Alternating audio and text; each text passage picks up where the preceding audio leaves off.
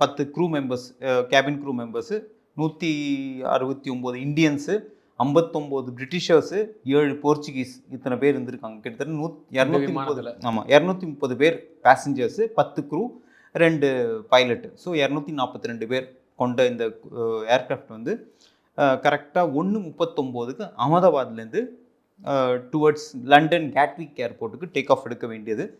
அப்போது அந்த லைனப் ஆகி ரன்வே 23லேருந்து டேக் ஆஃப் எடுக்கும்போது அந்த சைட்டில் வந்து ஒரு மெகானி நகர், அந்த பிஜி ஹாஸ்பிட்டல்ஸ்லாம் இருக்குது. ஒரு 4-5 கிலோமீட்டர் தள்ளி பிஜி ஹாஸ்பிட்டல்ஸ் எல்லாம் இருக்கும். அந்த டுவர்ட்ஸ் அந்த சைடில் டேக் ஆஃப் ஆகிருக்கு. டேக் ஆஃப் ஆகிருக்கும் போதே வந்து த்ரஸ்ட்டு கொடுக்கும், ஃபுல் பவர் கொடுப்பாங்க. ஃபுல் பவர் கொடுத்துட்டு V1 அப்படின்னு ஒரு ஏர்க்ராஃப்டில் வந்து சொல்லும். V1 அப்படின்னா இந்த அது aircraft has reach the ultimate stage to take of.